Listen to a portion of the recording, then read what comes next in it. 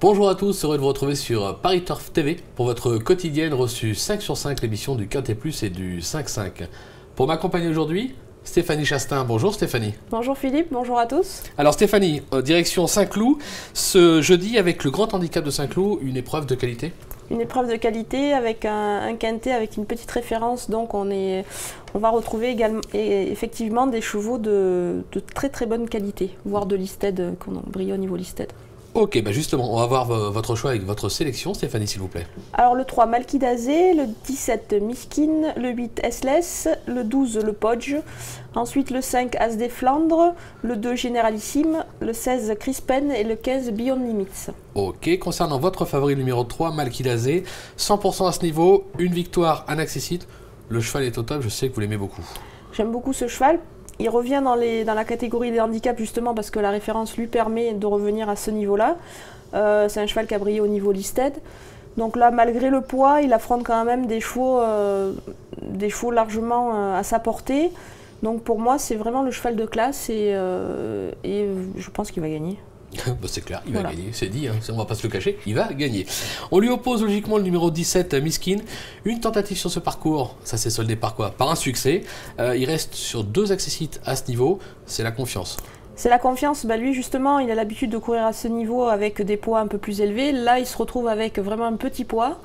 Il fait toutes ses courses. Pour moi, c'est vraiment la base. C'est vraiment la base. Je le vois obligatoirement dans les 3 premiers, quoi. D'accord, donc on a compris. On a le 3 qui va gagner et le 17, c'est une base. On a 2. Allez, on va aller en chercher un 3e.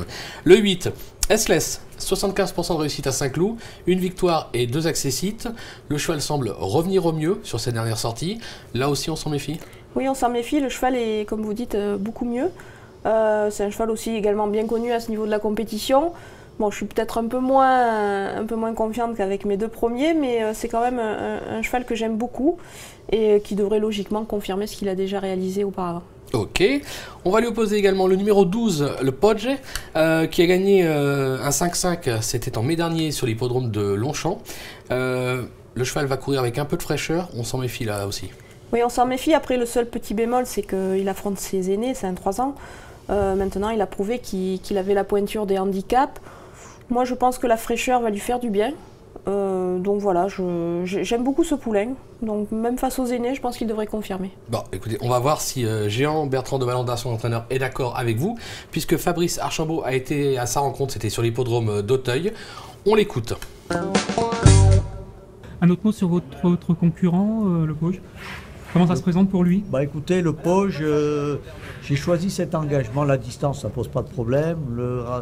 L'assouplissement des pistes non plus. J'ai choisi un peu cet engagement parce que je trouve que, si vous voulez, il a toujours beaucoup de poids avec les 3 ans et là, il en a un tout petit peu moins parce qu'il court avec ses aînés. Donc il rencontre ses aînés. À cette époque de l'année, je pense que c'est tout à fait faisable pour un cheval qui a de l'expérience, qui a déjà couru pas mal de quintets. Donc c'est un cheval endurci. Donc voilà, écoutez, on va voir comment il va réagir vis-à-vis de ses aînés. Le cheval est très bien. Il a eu un bon break, il a fait une rentrée à Clairefontaine, il a eu un début de saison un peu chargé avec des courses un peu dures. Il a repris de la fraîcheur, il me paraît bien. Voilà, je pense qu'il devrait assez bien courir. Merci beaucoup. Voilà, je crois que Géant n'a fait que répéter vos propos, hein, vous aviez raison. Oui, presque. Presque. On va lui faire confiance quoi qu'il arrive. En 5e position, le numéro 5, As des Flandres, qui est confirmé à ce niveau. Il compte déjà plusieurs accessites sur ce tracé. Ça peut être un petit outsider séduisant. Oui, c'est un cheval qui pour moi est logiquement à retenir dans une combinaison, dans un quintet de cette valeur. C'est un cheval régulier, qui est maniable, qui devrait se plaire sur cette piste. Donc bon, voilà, sa place est dans les 5 premiers, il n'y a pas de souci. Oui, logiquement, si la course se déroule favorablement pour lui, il a tout à fait le droit de finir dans les 5. Oui. Ok, c'est pas le seul, il y en a d'autres, hein, c'est un handicap, on le sait, c'est jamais facile. Merci beaucoup Stéphanie pour toutes ces informations. Moi je vous donne rendez-vous dès demain, ce ne sera pas moi, ce sera Alexandre de Kopman avec à ses côtés Mathieu Mortagne pour un Quintet Plus 5-5 à Vincennes en nocturne. Et moi je vous retrouverai après-demain pour un Quintet Plus 5-5, ce sera peut-être de mémoire à Auteuil, enfin ça sera du galop quoi qu'il arrive. Merci beaucoup Stéphanie, bonjour à tous et à très vite sur Paris Turf TV. Au revoir. Au revoir.